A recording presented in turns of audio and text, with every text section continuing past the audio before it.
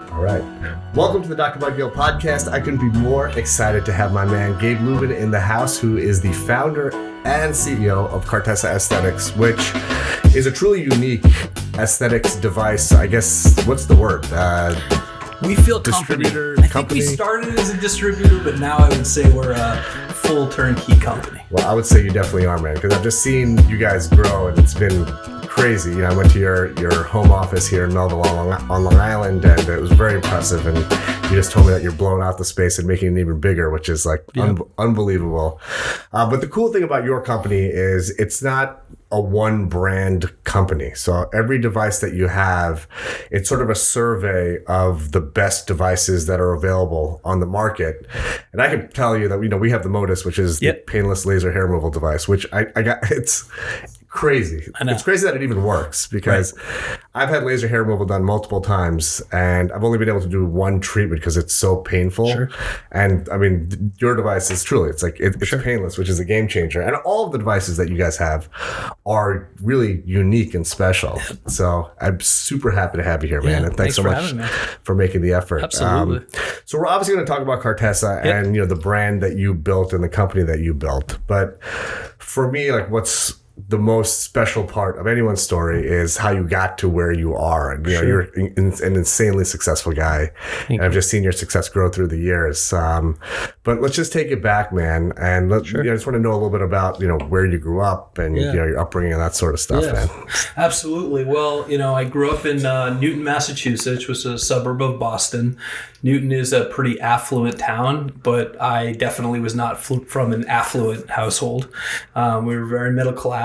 My dad, you know, is a public school teacher, a math teacher for 40 plus years. Mom was a social worker, but amazing family life. Very fortunate, very blessed that I had, you know, married parents, responsible parents, great parents, gave me everything I needed, but everything I wanted, I had to work for. And I think that's a big part of what's created kind of who I am today. Newton, man. My roommate in college went to Newton South. Yeah, I went to Newton North. Did you? Yeah. He was a big basketball player there, so there must have been some rivalry, I imagine. There was some rivalry there, for sure. You know, I love the way you say that, man. Your parents gave you everything you needed, but anything that you wanted, you had to work for. And, you know, that reminds me of, you know, the way I grew up. You know, like anything that I needed, like academically or for school, it was no problem, you know. But, you know, anything that I wanted, like if I wanted a fat pair of sneakers or, you know, whatever, a guitar or anything, I would have to work for it. So what kind of jobs did you have growing up? Man, my first job was I cleaned golf clubs at the local golf course. All right. When I started that when I was about 10 or 11 years old. And, you know, when these guys would come in for the round of golf, I'd grab their bag, I'd bring them into the bag room, and I'd scrub them down with a pair of wet paper towels and put them back on the rack. But I will tell you, without a doubt, the worst job I ever had was the next summer when I was 12 years old. I painted tennis courts. Wow. Which was without a doubt. You're a fair-skinned guy, man. Fair-skinned guy, not so good. Must have been some sunburns I that summer. also will tell you, I drove a flower delivery truck, which one time I was driving in Boston and ran out of gas in the flower delivery truck in the main tunnel in Boston. Oh, no way. And had to crawl 100 yards and covered in soot and dirt and call for a tow truck. So I've definitely had my fair share of interesting jobs growing up. But, you know, that was always the deal. You know, my parents always wanted me to feel committed to, you know, whether it was I wanted a car, or I wanted a phone, or I wanted a TV, you know, like they put that stuff on me, and they wanted me to work every summer, and they wanted me to show them that, you know, I was committed to, you know, to making a little bit of money and contributing to the household and contributing for my education. So that was an important piece to it. Yeah, but that sort of brews a hustle within somebody. It does brew a hustle, that's for sure. So let's go into like the next phase. So you grew up in Newton. Did you go to college in the Boston area as well? I did. I went to Babson College, which is known for... It's a business school, yeah, right? It's a business school. What it's really known for is entrepreneurship. It's been the number one ranked school for entrepreneurship for like 15 years. Huh. So the focus is definitely on people that want to cultivate their own business. I remember my freshman year, the first class you take, you start a company. Wow. And you have to kind of figure out who's going to be the CEO, who's going to do marketing, who's going to do sales, what's our product going to be. And that's when you're like 18 years old and you're just like literally trying to figure out, wow, so this is life without parents around, and I got to fight for myself, and you get thrown right into it. But amazing experience. Couldn't recommend it. Did you know that you wanted to be an entrepreneur? I thought I did. For a long time, I wanted to be a lawyer because I love to argue, I love to debate, and I love to get people to see things the way that I see things. But apparently being a lawyer means you have to read a lot, which is not my jam. So I quickly moved on to wanting to be a business owner. But neither of your parents were entrepreneurs. I don't know if they had an entrepreneurial spirit or something on the side. What built that? Was it the summer jobs that you had? I think it was part of the summer jobs, but what I'll also tell you is that, my parents definitely had financial stress when myself and my younger sister were growing up. And I believe financial stress is the worst kind of stress you can have and definitely hampers overall enjoyment of your life. And I remember, seeing them worry about money and me worrying about money and thinking to myself, like, I'm never going to want this for my life or for my kids. And, they did admirable work. I mean, public school teacher, social worker, helping people's lives, teaching. But, the way that our economy works and just the way the cards fell, those aren't lucrative paying jobs. Right. So being an entrepreneur, it sounds glamorous, and you always think of all that stuff you see on Instagram with entrepreneurs are just basically rolling around in their fancy cars and having all their fancy stuff, but it's a hard life, man. That's like the 1%. It's like you're choosing to be an entrepreneur. There's a lot of risk that's associated with it. So I guess my question is, Babson is an entrepreneurial school, but I guess in your mind, and I don't want to put words into your mouth, it was like you were more geared towards, okay, like business, working in business is probably the best way for me to go. Okay. But did you go into school thinking that you just wanted to start your own business, or were you thinking I was going to work for like a bank or in business? Or When I started school, I thought I wanted to be in finance. I was really good at math, dad heritage, longtime math teacher. And I figured I wanted to wear a suit every day to work. I wanted to go, whether it was Wall Street or somewhere in Boston, to a big, tall office and a big, and make a lot of money. And that was kind of the vision I had as a 17, 18-year-old. But as I progressed through my career at Babson, I realized it really wasn't for me. And I actually did, just to kind of, because what I was told is this is what you're supposed to do. I did take a finance job right out of college, and I made it about a year, and I was like, this is horrible. What were you doing? I took a financial analysis, cost accounting job in Boston, where I was working for a big S&P 500 company, 80 hours a week, sleeping bag under the desk, and it just wasn't me. And I was trying to follow what my professors were saying, what everyone was like, you're a smart guy, you went to a good school, you graduated high in your class, this is what you're supposed to do. But it wasn't me. Right. And it took me a little bit of time to realize it wasn't me and realize that wasn't the only path to success. A year is not that long, No. Yeah. So what happened then? So I realized that I just, didn't want to be in finance. I wanted to be, more in sales. And, I toggled around with a few ideas, kicked around a couple, job opportunities for a few months. But ultimately, I got really fortunate. And I talked to a professor that said, I worked with you for 2 years. I know you're smart. I know you're good at finance. I know you're good at accounting. But I always thought you had the right personality for sales.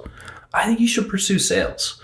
And I think that some people have a ton of respect for sales, and there's some form of sales where people don't really have a lot of respect. And I think that's why I didn't engage in that kind of part of my brain earlier. But I ended up starting at Palomar Medical Technologies in a very, very junior sales associate role when I was about 23 years old. Wow. I picked up everything, all my worldly possessions. I drove to Florida because that was where they had an opening for me. Oh, really? I packed up my piece of shit Nissan Altima, threw everything I owned in the car, drove to Florida, didn't even know where I was going to live, stayed at my grandparents for a couple days, and then, found someone on Craigslist that I moved in. Wow. And that was all I had. Where in Florida? So I lived in Fort Lauderdale on A1A and Sunrise. Is that's where the opportunity was, Miami, Fort Lauderdale area? Yeah. So did you look at other sales positions? Like, was it medical devices that you were specifically looking at, or were you, you could sell anything? Yeah. people say sales is sales, but obviously sales are different. But for me, medical sales was always, from the diligence I did, the people I networked with, informational interviewing, that's where you want to get. Like if you want the most lucrative, highest end, most competitive, but highest quality, sales opportunities, it's medical. So it's like the dermatology of sales. For sure. There you go. All right. So you're down in Florida, man. You're working for Palomar, living with your grandparents, found a place on Craigslist. And what is it? It's like is it a training? You train first? It was kind of like a mentor program. Okay. I did that for about a year. I had a great deal of success. Were you selling like I guess it was a Starlux or something? I think it was even before that. I think it was Medilux and then changed it over to Starlux 300. Okay. When, my first year there. Gotcha. So what year is this about? So this is like 2005, 2006. Okay. Got it. Yeah. Got it. And then in 2006, I did really well, and Palomar gave me an opportunity to move up and become an area sales manager, which is kind of your senior sales rep, quota bearing rep. And I relocated to Chicago, which I love. It's an amazing city. Yeah, Chicago's awesome, man. It's incredible. And then, let me just sorry to cut you off, man. But so you start out as like just a regular, because this is, I think, fascinating for anyone to know who's like on my side of things. You start out as a rep. Yeah. Which is like, you're basically going around to offices and saying, hey, I'm Gabe and I have this laser. Yep. Can I meet with a doctor? Which is, it's really hard. I mean, I will, I will almost like never meet with a rep unless I personally know them or it's a personal contact. So it's very, very hard to get into the door. Yep. Most of the events I'm sure that you're throwing are very difficult to get people to come to, because unless someone's like really in the market for a specific device. Like I know, like, you're busy. You have like, you have a wife, you have kids, you have work, you have all this stuff.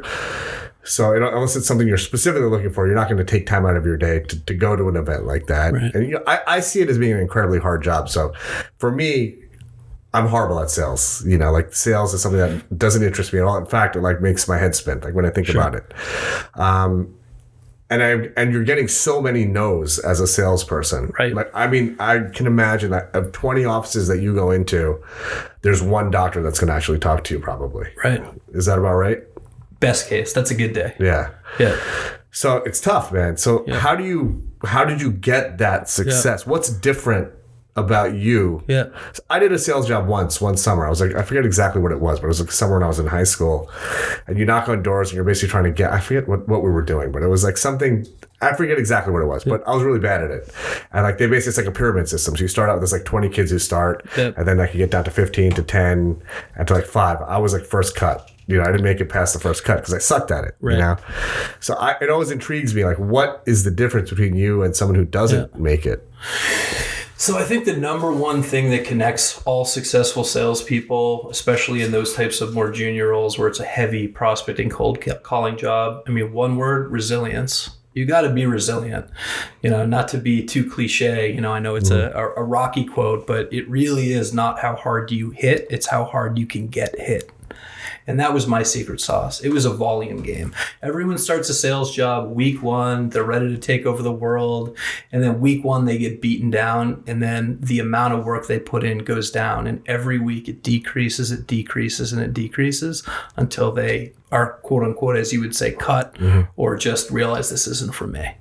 So it's the people that can be resilient and know that if they keep doing the right things and they keep putting in the time, long-term statistics, it will bear fruit. But keeping that drive, keeping that focus, going through months where you don't make money, because these are all commission-heavy jobs. I mean, our industry, in medical sales in general, if your salary makes up more than 15 to 20% of your income, you're doing something wrong. Right. Wow. So how many devices did you sell that first year? In Florida, my first year, I would say I sold about 60 devices. That's a lot, man. Which, for, it's like Florida, 5 a month. Yeah, Florida's a great territory, and, I had a great support system around me, but that was really successful. And how much area were you covering? I was covering mostly East Florida, mostly Southeast Florida, floated a little bit, but it's like 100 miles, 50 miles? Yeah, about 150 mile radius. Okay, so you're on the road a lot. On the road a lot, yep. So you kick ass that first year. They say, all right, Gabe obviously has talent as a salesperson. Yeah. And you moved to Chicago, and where are you still selling, or are you running other reps at that point? So I was just selling. I started as what's called an area sales manager, which basically is you're a rep, but it means that you're the guy. You've got the quota, the sales are on your name, the quota's on your name. Whereas in Florida, I rolled up to a guy that, was one of the top sales reps in the entire industry. Gotcha. But do you still get a commission? Oh, yeah, you still get a commission, but, you get a portion of the commission. And he gets a commission too. Correct. Okay, so now you're getting a commission for what you sell and a commission for what is sold under. You have reps working for you as well. So in Chicago, I ultimately hired a couple of junior sales reps, but for the first year and a half I was there, I was just me. I was covering Illinois, Wisconsin, Minnesota. Wow. Just me. So what happened there, man, when you got there? Well, it was pretty neat. So my first full year in the territory, I actually was number 2 in the company. Wow. And the guy in Florida was number 1. But then my second year, I was actually number 1 rep in the company. Wow. And it was the first time that... Just 3 years in. Yeah. So it was not even. Yeah. It was about, my third, I would say... My third full year. Yeah. So I was number 1 in the company, and, they obviously took good care of me, celebrated me at the national sales meeting. And it was really cool because, the guy that I'd worked for in Florida had been number 1 for so many years. Wow. And then to come out and Chicago, which, is obviously a big city, but it's not a slam dunk for cosmetics. It's not, in my opinion, it's not as robust a market opportunity as like New York, Florida, California, right? Stuff like that. So I mean, you don't have to get into like a specific here, but just because I'm curious, what does what kind of bank is the number 1 rep for a laser company pulling in for like a year? Yeah, so you don't have to give me exact. I'll give you exact. So I remember because 2007, I was 25 years old. And I made over $300,000 that year, which for me, single guy, that's rental big. Apartment in Chicago, I thought, or at least at the time, I thought I was balling for sure. That's awesome, man. Yeah. So then you do that for a couple of years, kicking ass in Chicago in the Midwest. Yeah. I know you from New York because when I met you with Jason, who was amazing. Right. Was New York the next stop? Yeah, so I was about 6 years in Chicago, and then in September of 2011, we had my first son, Carter, my wife and I. Did you meet her in Chicago? Well, long story, but ultimately, yes. She was getting her master's degree from Northwestern. She's a speech language pathologist. She's from Long Island. Oh, really? So I was from Boston. She was from Long Island. Is she from where you live now, like in that area, Cold Spring? Syosset. Okay. Yeah. Cool. So I remember, my goal was always to get back to Boston. Huge Red Sox, Patriots, Bruins, Celtics. There's a few Boston. of you around here. There's a few of us floating around. Yeah. But I remember my intent was always to move back to Boston. She was good with it. And then when we had my son, she's like, we were moving to Long Island because I was traveling a lot and I wanted to get into management. So in, latter part of 2011, I went to the powers that be at Palomar. I said, look, I've produced for you guys. I think you believe in what I'm doing. The Northeast region was really struggling for Palomar. It had been the last place region for 8 years in a row. Really? Yeah. And I'll never forget that, my first year as regional manager at Palomar, which was 2012, we went from the last place region to the first place region. Wow. We grew sales 200%. And I, got to work with Jason, Jeff, a lot of really good people. And, obviously they had really good people, but it was just about showing them what had kind of worked for me in Chicago, and then kind of putting their own twist on that. And, I'm really proud of all of them. I mean, they've all went on to, be super successful everywhere they went. Did you come to New York then as a management type position? I was the Northeast sales director for Palomar. So I oversaw kind of Philadelphia to Boston, out to Indiana, Ohio, Michigan, and Eastern Canada. And I had a group of ASMs, maybe 10 or 12 rolling directly up to me. So, Jason Patterson, who's the rep that I knew for years from Palomar, was he already here when you came? Yep. He was the New York City rep. Okay. And Jason was doing well. I mean, Jason's great. He's amazing. He's a great guy. But I really enjoyed working with Jason, and took his already really strong skill set, knowledge base.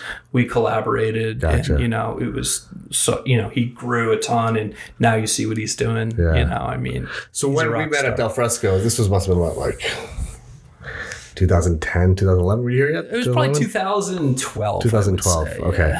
Yeah. So you were basically running the entire Northeast for Palomar. And then Palomar was bought by Cynosure, and they still had their own internal division. I guess Palomar, Cynosure over Palomar, which was part of the company. And then I don't exactly know what happened, but the company just exploded basically. Yeah, so it was really neat. So 2013, Cynosure acquired Palomar. I was the only person from Palomar sales management that they retained, but I got to work directly with upper management at Cynosure, and really, really smart guys, really smart business guys, and they gave me an even bigger opportunity to be national sales manager for the Palomar division, and then ultimately ended up being one of the sales directors for the full product line, and got to work with some unbelievably talented people. And it was nice because Palomar had a certain culture and a certain set of strengths, and Cynosure had a culture and a certain set of strengths. And so to get exposed to both of them, has largely kind of crafted who I am, and taking bits and pieces of what worked well and trying to pull them all together. It was what we do at Cartessa. And then what happened? But Cynosure just imploded. So, Yeah, well, so what happened in Cynosure? You don't have to go into the specifics of what happened at Cynosure, but I think what really happened was, we grew Cynosure, we grew Cynosure, we grew Cynosure. It turned into a huge business in North America. And from the sales director team to the district sales manager, we had such a strong sales force. Great marketing, great products, but such a strong sales force. And then when 2017 rolled in, I needed a change. I was doing about 200 overnights a year at Cynosure. I had a 5-year-old and a 3-year-old at home. And there were obviously some whispers about Cynosure being acquired, but I was the first of the core sales leadership team to depart. So did you leave to start Cartessa, or did you just leave? I left to start Cartessa. You did. So when did that idea pop into your head that because you're a young dude, man. You're 37. You had a very well-paying job. You have a family. You have 2 kids, your wife, your house. Lots of responsibilities. Yeah. And that's an interesting point in life to take a very entrepreneurial venture. Sure. When you already have so much financial responsibility. Sure. And I get if you have an income stream coming in, you must have stockpiled some cash while you were doing all of this, I imagine. But it's hard to start something entrepreneurial when you're not hedging it with an income stream coming in from one end. So when I started my practice, I was getting income from reading pathology slides. It was literally going in one pocket, out the other, twice as fast. Right. But at least I had something coming in. Right. And I was in the same boat. I was married, had a kid at the time. So that's a big risk, man. Huge risk. And I'll never forget when I first told my wife, this is what I want to do. I'd had the idea for a long time. I knew that, at some point I would want to do my own thing, because I had that kind of entrepreneurial spirit kind of burning inside me. One thing that I give Cynosure credit for is they definitely empowered their sales leadership team to treat their area and their reps as their own franchise and business. So they were great in that regards. But I knew it was only a matter of time. But I remember that, 2015, 2016 were the best earning years of my career. And we just built a house in Cold Spring Harbor. I had a 5-year-old and a 3-year-old. And I remember having the conversation sometime in November, December, and telling my wife, I want to split off. I want to do my own thing. And I remember, the one thing she said to me that's resonated now almost 3 years later, which is, she said, I'll bet on you. Wow. I'm willing to bet on you. So if you tell me you believe you can do this, then I'm all in. You have my unwavering support. That's amazing, man. Which is huge. It's huge. My wife was actually played a big role in me starting my business too. It's important. Yeah, it's huge.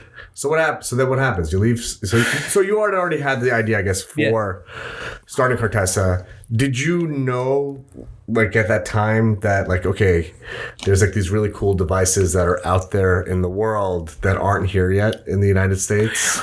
I did. I did. And did you also think that, hey, I'm not going to marry myself to one company? Why not just have? Because I don't think there's very many companies like Cartessa, right? No, there really isn't. And so, what I always look for and what I believe, both from schooling and just experience is opportunity is where you see inefficiencies and there's something that you can do better than what's being done currently. And to me, I saw huge inefficiency in the way that aesthetic devices were being sold, because you'd go into a doctor's office like yours, you have all different products. Mm-hmm. You have all different companies. Some companies are the body contouring companies. Some companies make the best tattoo removal lasers. Some have the best laser hair removal lasers. Some have the best CO2, erbium, diode, Alex. But they were all different companies. And if you just work for one manufacturer, you have to push all their products. Mm-hmm. They're great products, they're okay products, and they're not so good products. And when you ask a doctor to invest that type of dough, you're accountable for that. Yeah. Even those BC products. Yeah. So my thought was, what if you didn't have to sell BC products? What if you didn't have to be at the whim of whatever your manufacturer was building? What if you could go all around the globe and hand select the best product from each different class you wanted to be in, compile them down into one sales bag, and only sell great products? Right. So that was the concept. And then I'll tell you, I don't know when it changed, but when did every laser become 150 to 250 grand? Yeah, I mean, don't know, dude. I remember starting at Palomar, and it's like you would sell at Starbucks for 80 grand, and that was considered like a great sale. Yeah. And then over time, it just, as more and more companies went public and IPO'd and sold their company, it's like prices went up, and now all of a sudden you're selling products 150, 250 grand. You've got $20,000 a year service contracts. You've got consumables, and the business model just became really hard for doctors to make money. So we figured, not only can we have great products, but by coming off a lot of the fat, and the infrastructure of a traditional manufacturer, we can pass through a much better business model to the physicians and put them in a position to succeed, not fail. Right. Absolutely, man. I mean, that's very well said, because in my career, like 10 years that I've been in private practice, it's just insane how expensive devices have become. Yes. The service contracts are just a killer, man. They just kill me. So, okay, so let's get back to you starting Cartessa. So you leave Cynosure. Yep. You have this idea to start Cartessa. Yep. How long between? Did you have like a restrictive covenant or anything like that? There were certain things I couldn't do, which we followed. Okay. But kind of had a good sense of what couldn't be done. But so were you able to like hit the ground like running when you left Cynosure? Well, step one was you have to incorporate. You have to do all the legal paperwork, the accounting stuff, and then it was literally grassroots, man. Called my sister-in-law, who is a marketing guru, and said, hey, she was on vacation in Aruba. And I said, hey, I'm starting a laser company. I'm going to need a website. We're going to need brochures. We're going to need catalogs. She goes, what products are you selling? I'm like, we got to figure that out too. Wow. And then I remember we picked up a few products early on. So was Cartessa the name already? So, yeah. So it was first Cariad, which I don't love. I'm glad we didn't go that way. But then it was Cartessa Medical. And then what does Cartessa mean? So Cartessa, I'm glad you asked. So Cartessa, the C in Cartessa is my son Carter. The A is Allison, my wife. The R is Riley, my daughter. And Tessa is kind of the cool urban European slang for beautiful woman. Oh, good. Because for me, I was putting my eggs in this basket. This was my passion project, the similar way that this is your passion project. So I wanted it to feel personal to me. Oh, that's cool, man. Yeah. I like that. So that's the name Cartessa. And then Cartessa. What was the first name? Cariad. So I guess had the same Carter, first part, Allie Riley, but we ended up What's the EAD? That was just the name we formed. Okay, gotcha. There was nothing really. Gotcha. Okay. So very glad we went with Cartessa.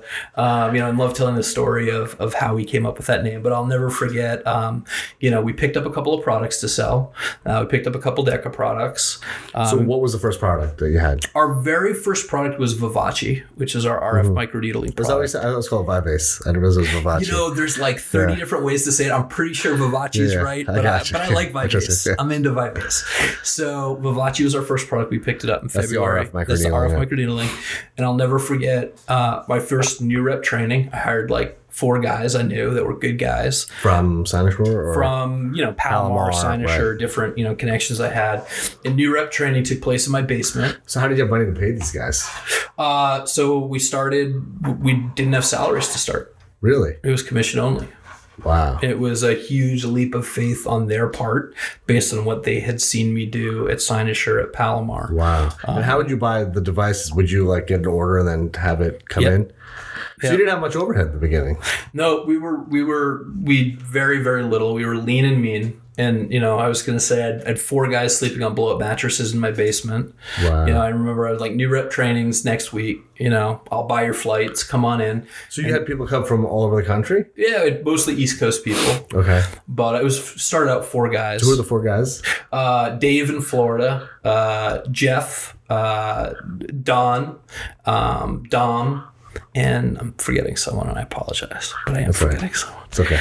But yeah, so they came in and they're like, what hotel are we staying at? I said, Hotel Lubin. Nice. I'm like, I can't afford hotel rooms. I just walked away from my highest paying job ever. I mean, you know, but I'll get you the best blow up mattresses Target has. Nice. So they slept in my basement and we That was fun. It was kind of fun, right? You know, so we slept in my basement. We, you know, drank good bourbon at night and, you know, shot the breeze and had fun. And I'll remember our first training was we were on a Skype chat with the manufacturer of Vivace that were literally trying to show us how to use it in our basement. We're like firing it on each other. So you have it? You have the device? Oh, it was in my basement. Do you have to buy it or they gave it to you? They gifted me that one. Okay. Yeah. So no one was selling this in the States at that point?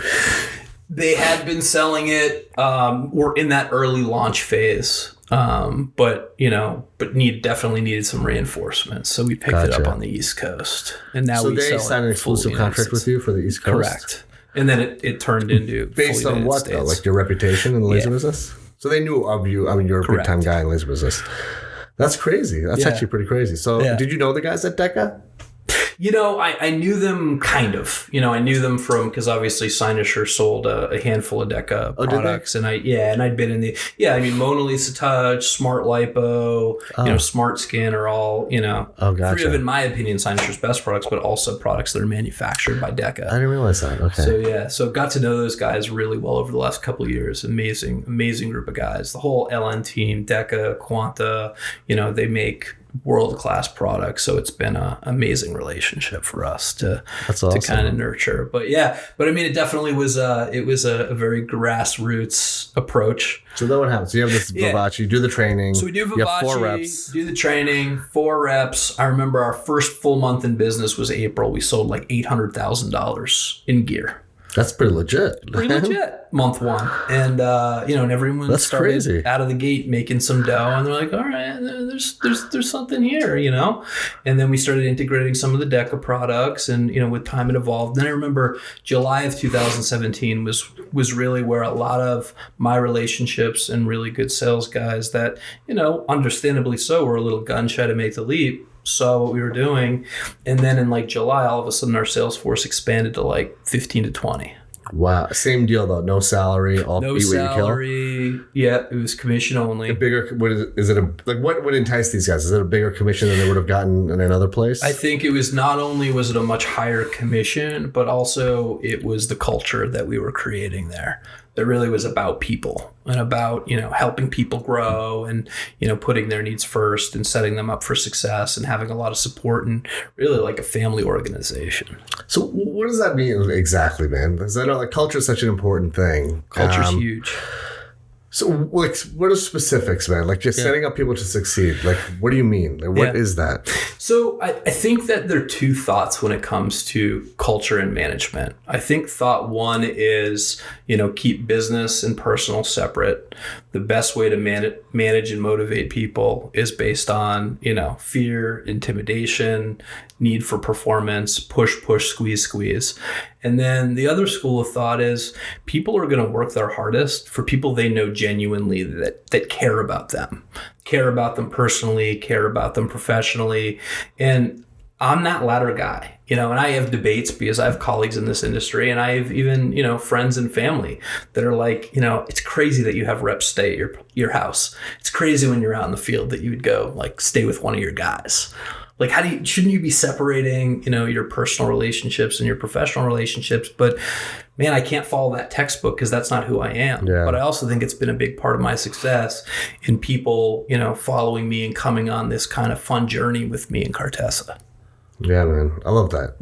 I have a hard time separating those things too. It's hard. It's not easy. Yeah, but I also, like you, I don't really see the point in separating it, Right. because it's all the same shit at the end of the day. Like, I love this one phrase that someone told me is like, like how you do anything is how you do everything. It's kind of like how you are with anyone is how you are with everyone. For sure. You know what I mean? It's like the same sort of deal. Yeah.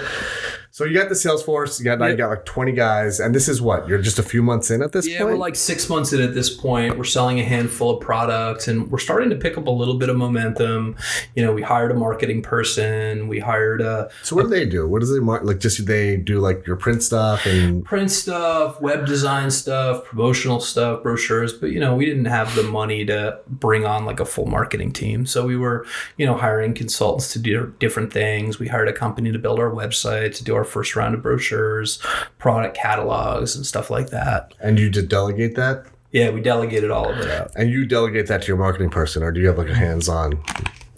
So we had a marketing person that worked with these third parties, and initially, until now we're at a point where we have like really an amazing marketing team. In-house, but it started largely delegating to third parties, just based on cost, based on knowledge. And your marketing person would delegate it, the person that you brought on. So how hands-on are you with that stuff?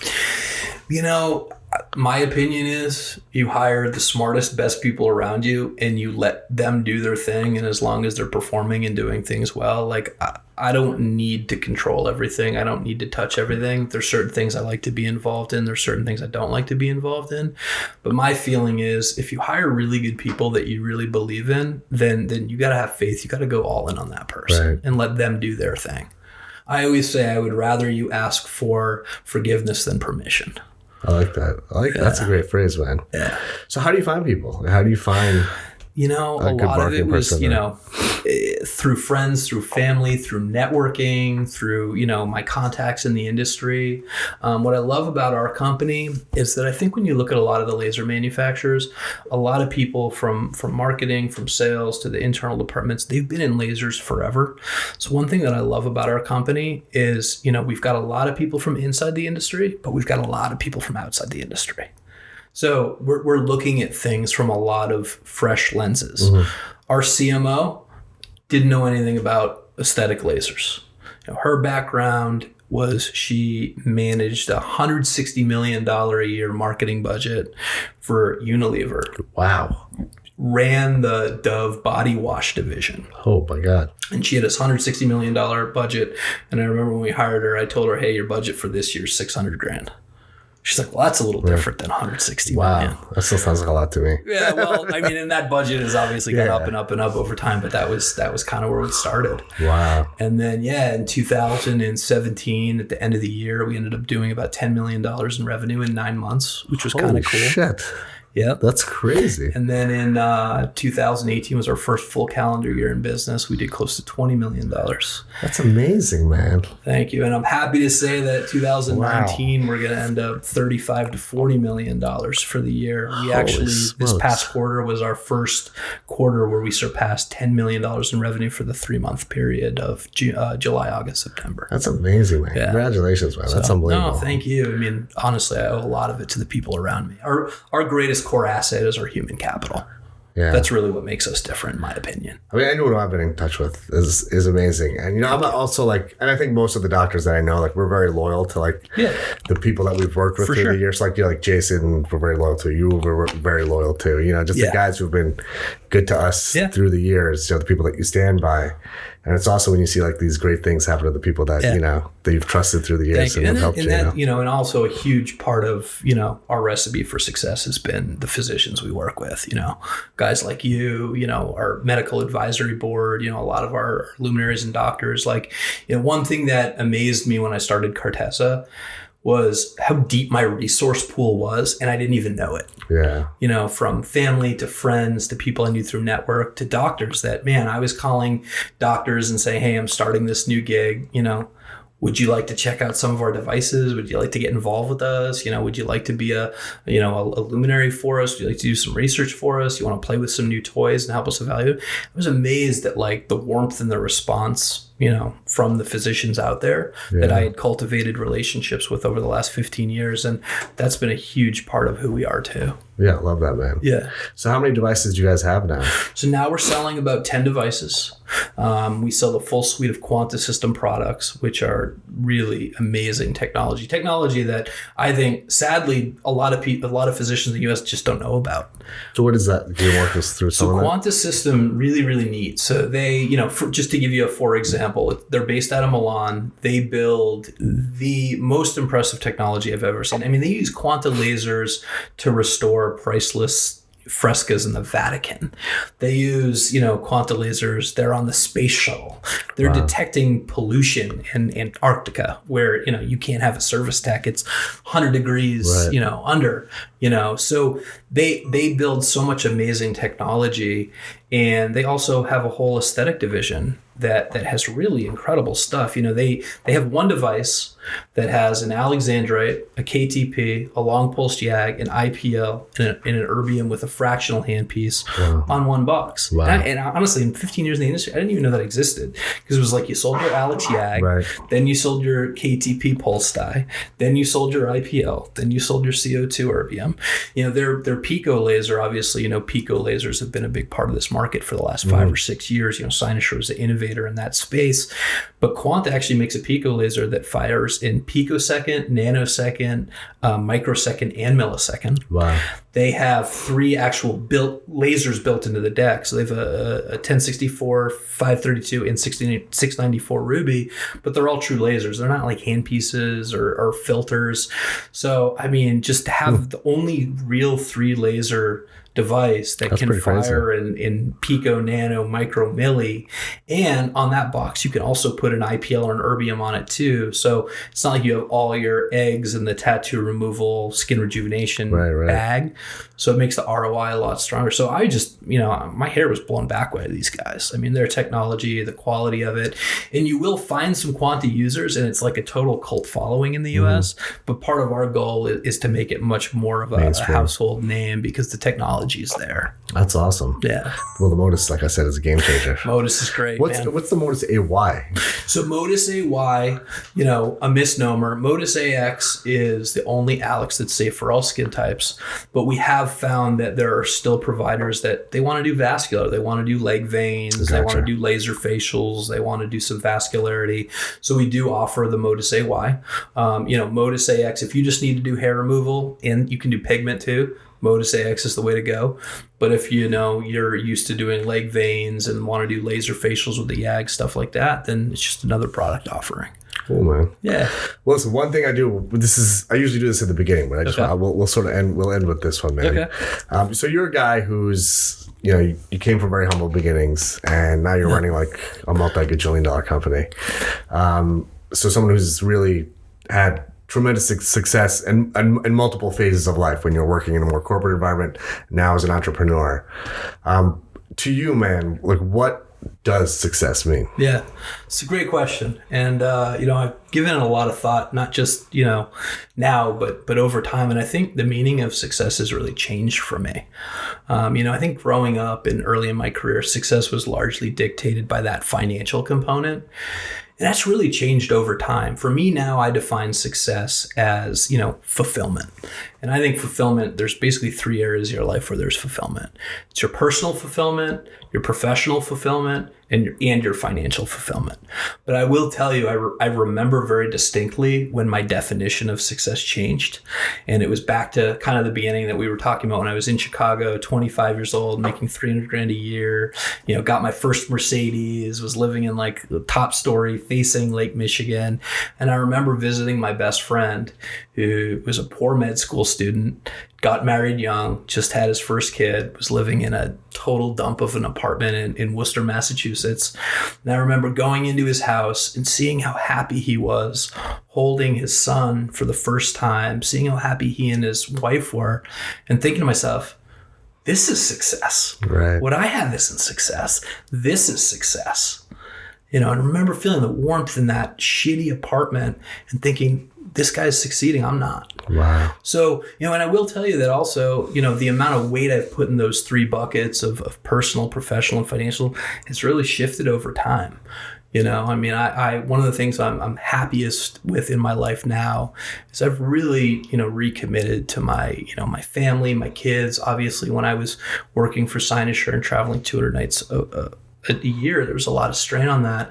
But what's interesting is the more weight I've put in my personal fulfillment, my professional fulfillment, the financial bucket ends up filling faster, right? Which is the irony of the whole thing. It really is, man. Yeah. That's so well said. I love that. Yeah.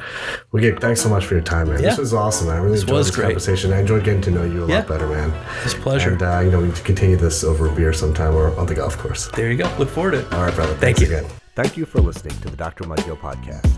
The audio for this podcast can be found on Apple's iTunes and SoundCloud. Let's get it.